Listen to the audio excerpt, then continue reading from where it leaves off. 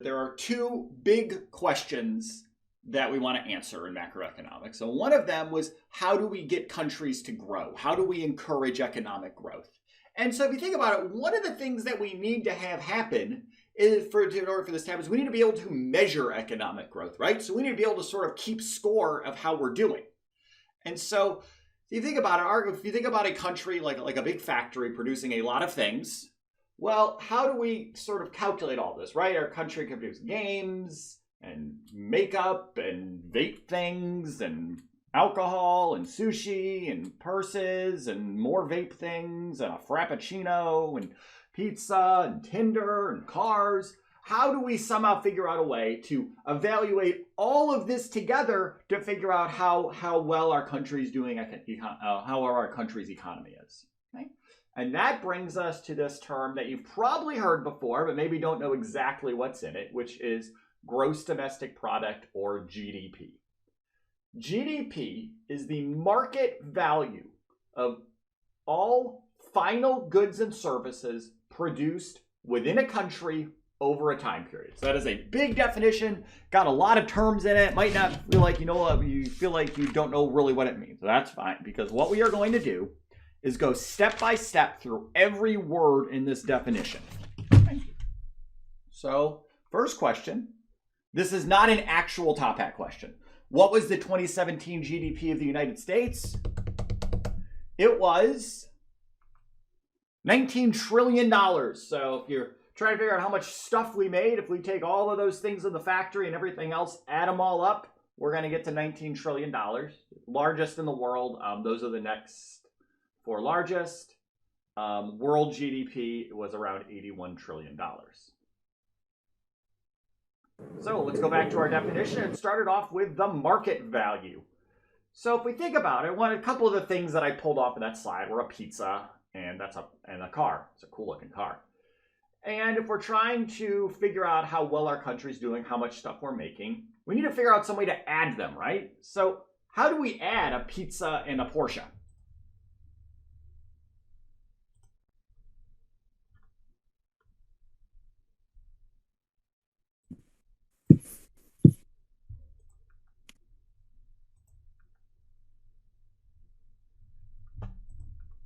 Well, prices represent how much people are willing to pay, and therefore how much people value the goods. So market value means on a market, what is the value that we have put on it? So what's equilibrium price, right? So it happens that we have found that we're saying we value that pizza at $12 because that's what we pay for it. This car costs $293,000, which means that the market value of a pizza and the Porsche is $293,012. Porsche. It's Porsche. Huh. Oh, see, I thought Porsche was like the bad way, like the wrong way of saying it. Like if you were trying to abbreviate it, and people who are actually into Porsches would like give you a hard time for it. So now I've learned something today. So of all means everything produced and sold legally. So that means Walt and Jesse's meth factory does not count towards GDP because they are for not doing that legally. If you are cooking at your house, you're not selling it, then this does not count as GDP. This is actually known as home production, so stuff you do at your house that no one pays you to do. Whereas if you work at a restaurant, that's part of GDP. If you stay at home and take care of your kids, not part of GDP. If you send your kids to daycare, then that is counted as part of GDP when you're paying them, because that is a service being purchased. Of all, final. So let's think about this. Ford makes a truck and sells it to a dealer. That dealer sells it to a customer.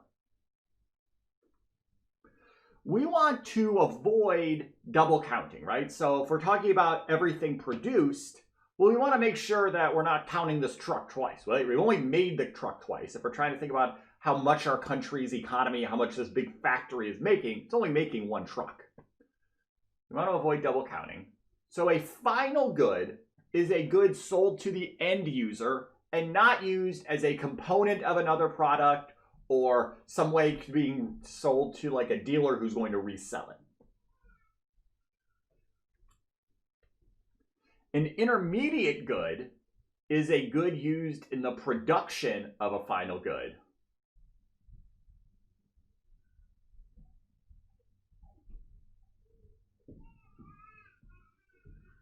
So the final good here is the truck sold to the customer, right? That is the good sold to the end user, the person who's actually going to drive the truck.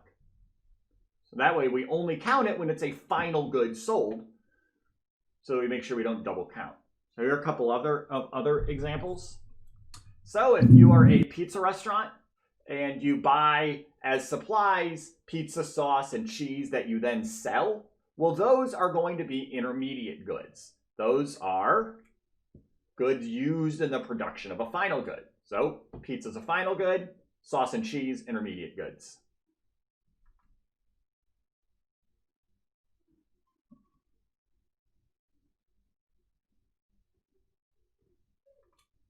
Whereas if you're making a pizza at home, then the sauce and cheese are final goods, and the pizza is not, because you're not selling that again if you're just eating it yourself.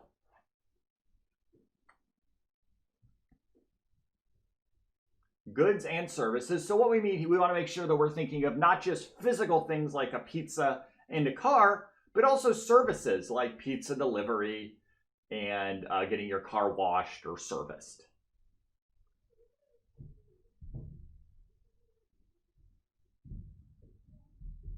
Next is produced. So the reason we say produced, so produced in the year that I'm calculating, is this is a new truck. So this is a truck made in 2020. So this truck was produced in 2020. That should count towards GDP.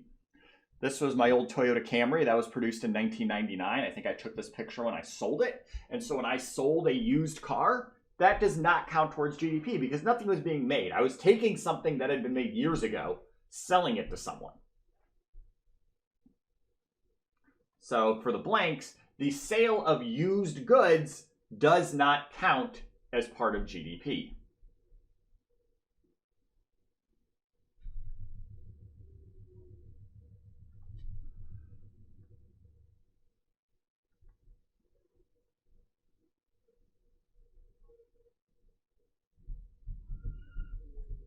So now, next one is within a country. So what we want to get at here is what matters is where the good was actually produced. So if there's a concert given by Ed Sheeran in the United States, so he travels here to give a concert, that concert is produced within the United States, so that counts towards US GDP. Guest workers come to do agricultural work. They're working in the United States, so that counts as part of GDP. Whereas this is an iPhone factory in China, because that is being produced in China, that counts as part of China's GDP, not as part of US GDP.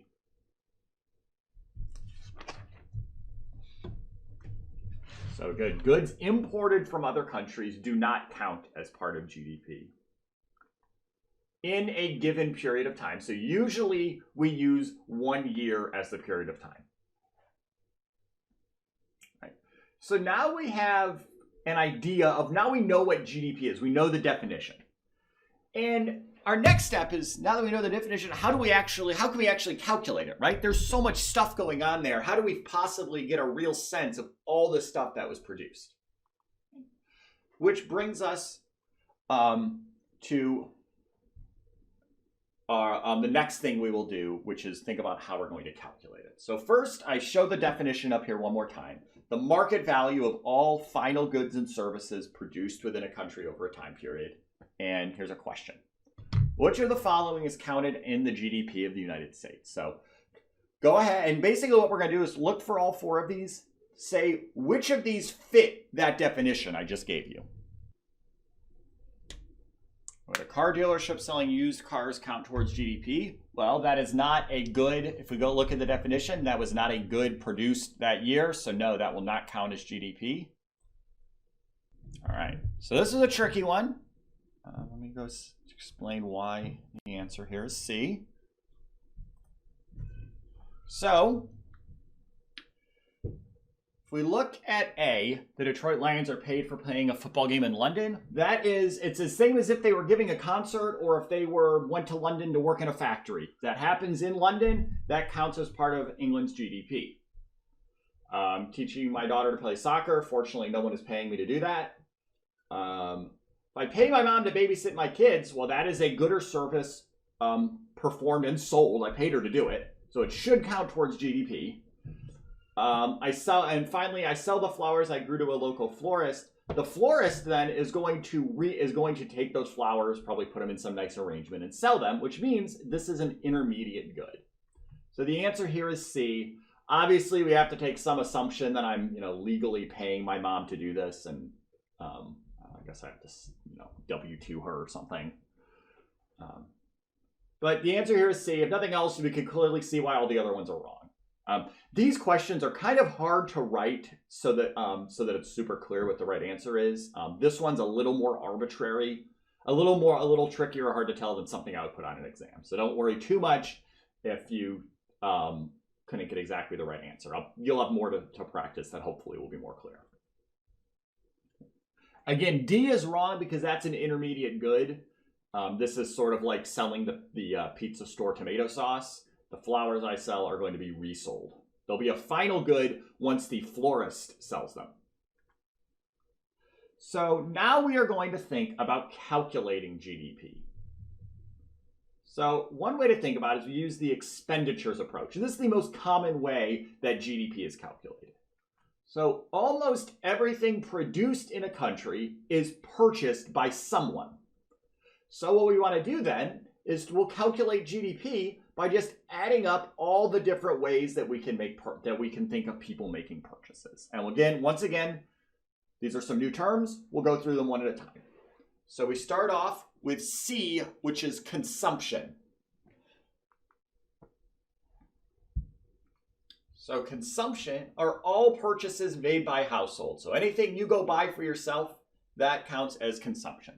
A couple of little details here. This is not just for, in case you're interested, these are things you might see on the news. So we can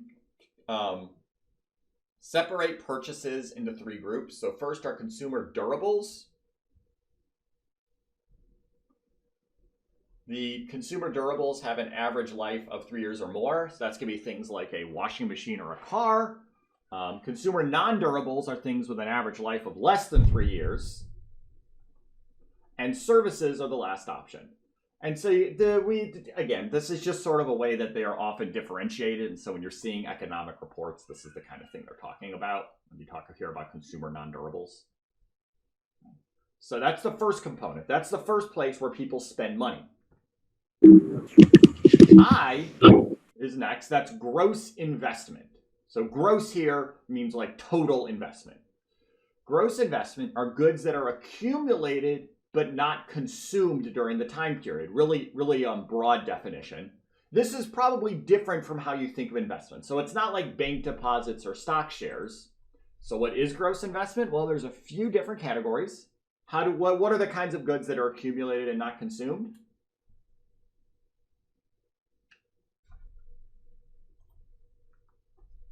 First is business fixed investment. So this could be accumulated but not consumed. Could mean that you build a factory and you think of all the equipment that goes into building a factory. Or it could be something as small as you buy one of your employees a screwdriver. So those are things that are accumulated but not consumed, right? So you buy your mechanic a screwdriver, the mechanic doesn't have to, throw the screwdriver in with the car when he's done working on it. Next is residential investment. So again, the first one was business fixed investment. Next is residential investment. So that's going to be construction of homes or apartment buildings. It might seem unusual to think of that as investment, but you think about it as the home will allow you to consume housing for years to come. That's the sort of logic behind why it counts as investment and not consumption.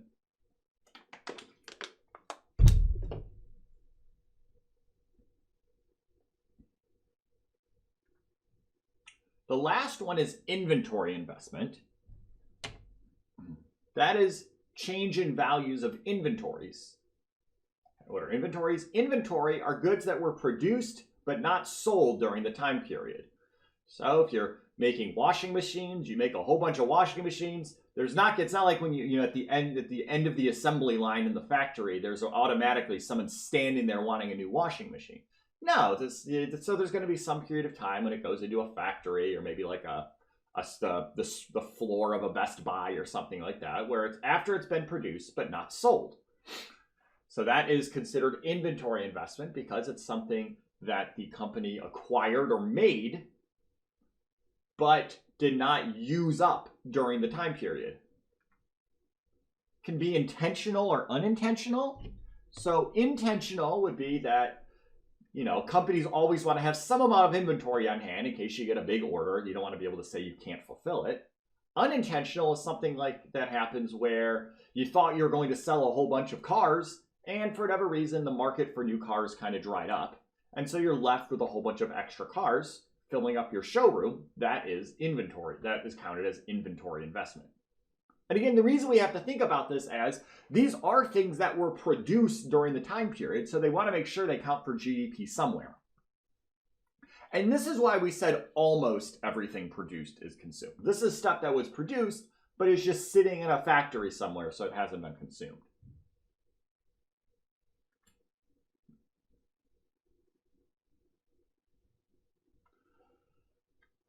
Next, we have G, which is government purchase. So you think about people buy stuff, companies buy stuff, governments also buy stuff.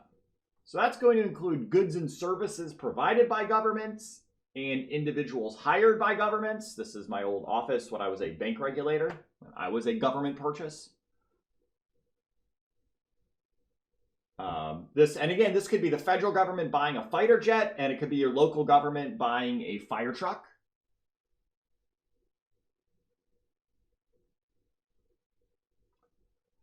The last component, this one's a little interesting. This is called net exports. So what are net exports? Net exports is equal to exports minus imports. So that's the difference in value between exported goods, those are exports, and imported goods.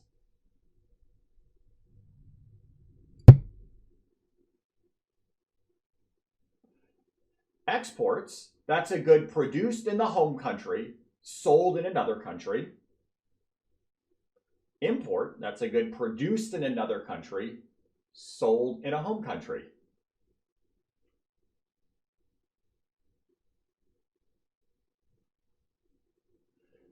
The home country is the country whose GDP is being calculated. So for most of what we've been talking about, we've been thinking about this from the United States. So the home country is the United States here. So USA major exports are things like airplanes and wheat. Those are things that we produce here, sell to other countries. USA imports include things like iPhones and those Porsches.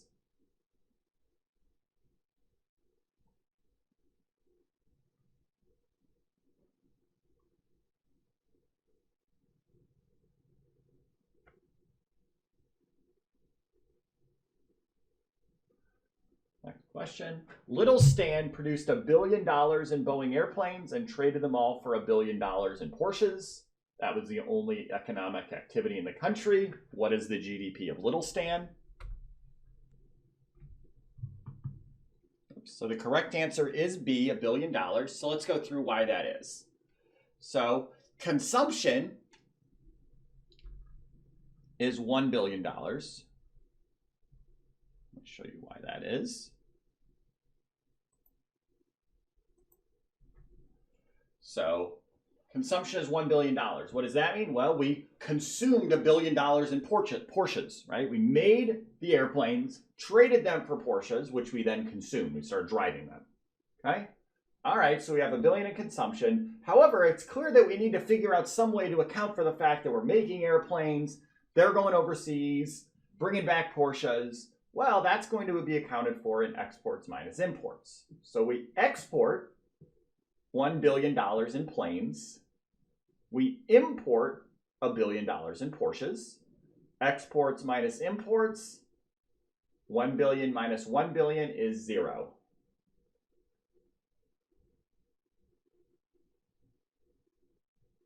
So net exports is 0. So when we take consumption, investment, gross investment, or government net exports, so what we have here is 1 plus 0 plus 0 plus 0 gets us to 1 billion. All right. So this sort of, think about this. Why do I use this example? Well, counting the airplanes when they are exported and counting the Porsches when they are consumed would be double counting. That's why we have to make sure we factor the imports. Trading airplanes for Porsches does not increase the country's output. Trading airplanes for Porsches should not double GDP, right? So whether we consume the airplanes or trade the airplanes for Porsches and then consume the Porsches, that shouldn't really matter, right? What matters is that we produced $1 billion in airplanes.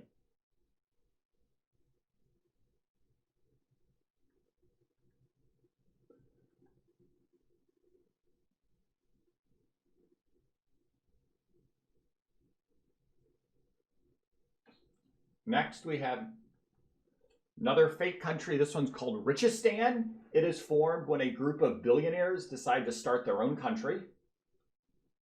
The residents of Richistan spend all their time laying on the beach and ordering things from Amazon and DoorDash, which, to be clear, there's no Amazon and DoorDash there, so there's someone's coming from Amazon to Richistan to deliver things. Their total spending is $1 billion.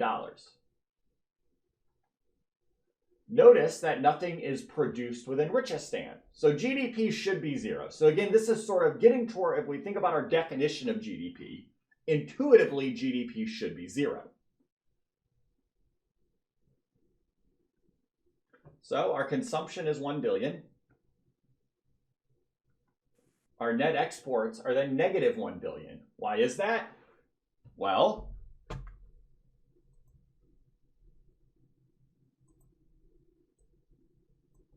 our exports are equal to 0. We're not exporting anything. Our imports are equal to negative 1. So if we do C, I, G, and X, consumption is 1, net exports is negative 1, I and G are both 0.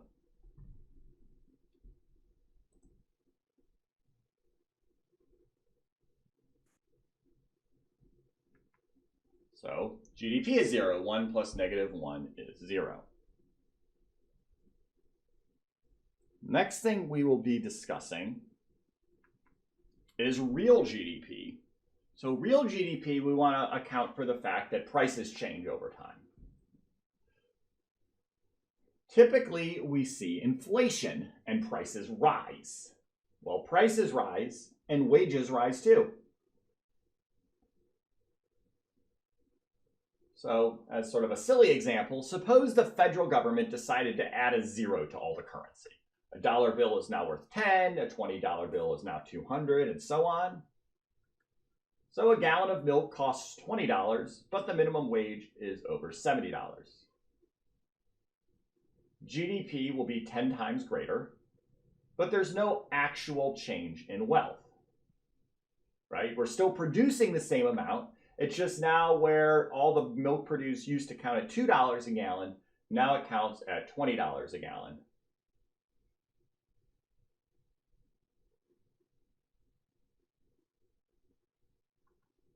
Well, we want to differentiate price changes from real changes in wealth. So anytime you hear about real GDP, it's not like as compared to fake GDP, it's as compared to GDP that doesn't account for price changes. So holding prices constant, how does GDP change? That's real change. That's real GDP. Nominal GDP is what we've done so far. That is the one that does not account for changing prices. Real GDP holds prices constant.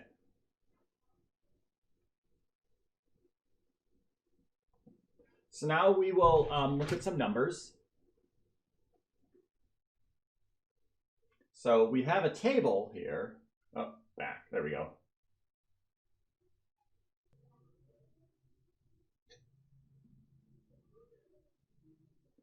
So year one, this is our country that produces 3 goods. And in your books, they're gasoline, bicycles, and oranges. For some reason on here, they're apples, pizzas, and bottled water.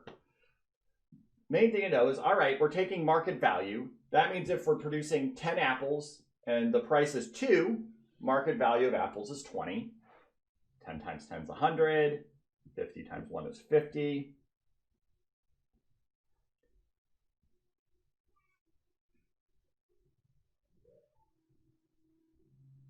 So our GDP in this case is total market value of everything produced, 20 plus 100 plus 50, that's 170.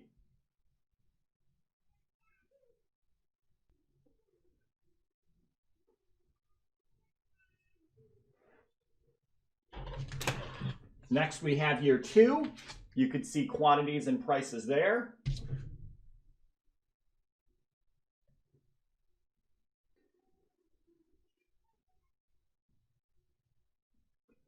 Once again, we can calculate total market value. Looks like that. How do we get there? 5 times 3 is 15. 10 times 12 is 120. 100 times $1.50 is 150.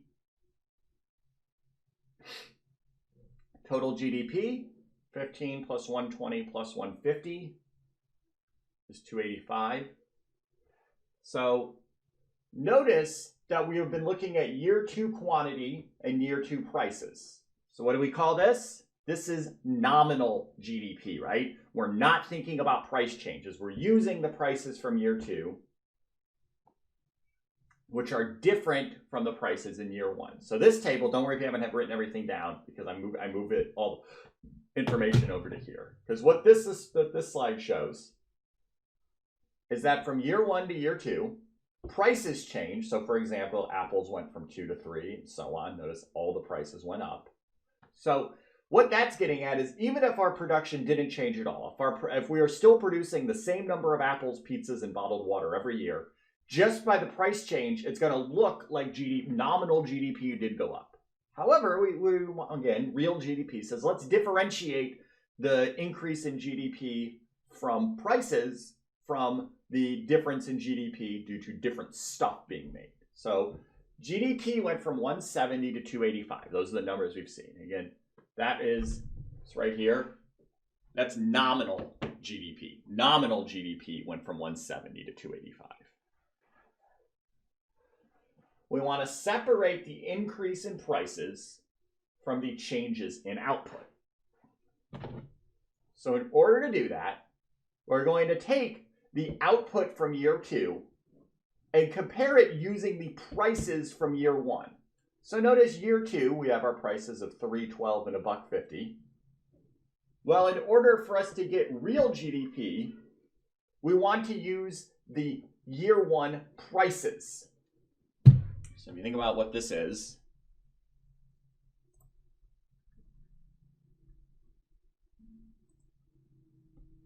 so these are the year 1 prices and the year 2 quantities.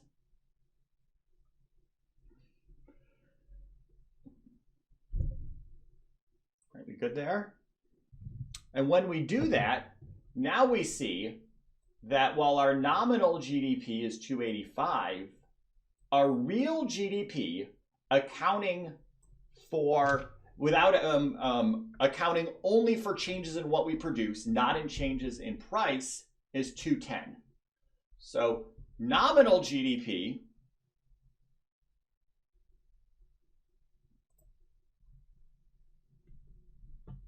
went from 170 to 285. So nominal GDP went up a whole bunch. Part of the reason nominal GDP went up so much is because prices increased. Real GDP didn't go up as much. It went up from 170 to 210.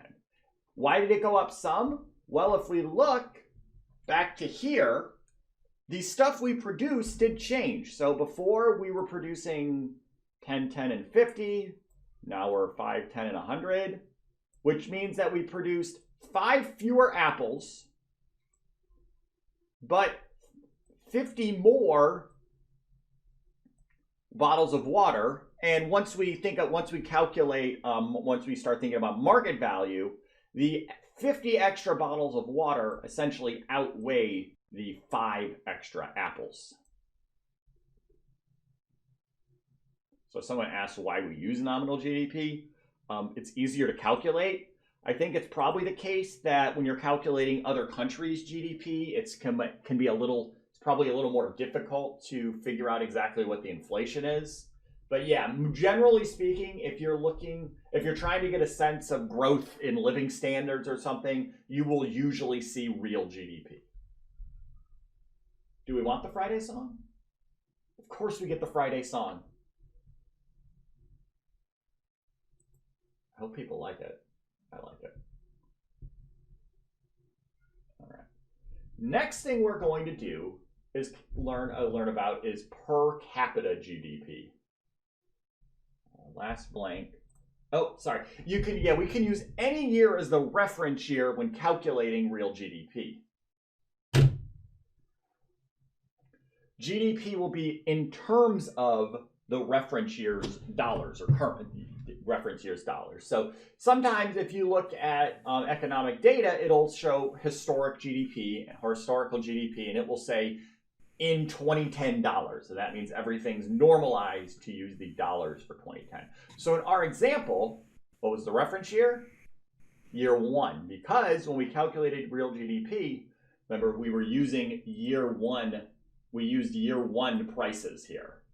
Right? We used year 1 prices to calculate the year 2 GDP. Compared that to the year 1 GDP, which already used year 1 prices. So one thing to think about is that it is always going to be the case that for your base year, real GDP equals nominal GDP, right? Because in year 1, if we're using year 1 as the base year, we're using year 1 quantity, year 1 prices. Well, that is both real, how you would calculate real GDP, if year 1's base year, and how you calculate nominal GDP. So next, we're going to think about per capita GDP. Larger countries tend to have higher GDPs. Why is that? Well, if you have more people, you'll have more workers, you'll be able to produce more, right? So think about it how, Michigan's GDP is going to be less than California's GDP because California has more people and are able to make more stuff. Another way to think of it is if 2 countries were to merge, all else equal, GDP will go up, but actual wealth will not increase, right? So if we were to take the US and Canada and add their GDPs up, and if we were to merge the US and Canada, the new GDP will obviously be bigger, but we're not actually increasing in wealth. There's no more stuff that's been produced. All that happened was we just added 2 countries together, so we combined all their workers and everything they're producing. So for this reason, if we're actually trying to think about living standards that people have in a country, we will often look at per capita GDP. Per capita GDP is the GDP of the country divided by the population of that country.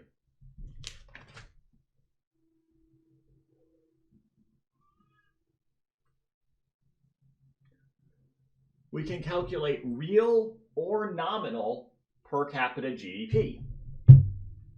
So with this, what that means here is when we're using real GDP, when we calculate GDP here, we could use real or nominal, and you'll hear a discussion of real GDP or nominal, or real per capita GDP or nominal per capita GDP. So if you're trying to compare different countries over time, you're probably going to be using real GDP because, again, we want to make sure we're differentiating living standards changing over time from prices changing over time.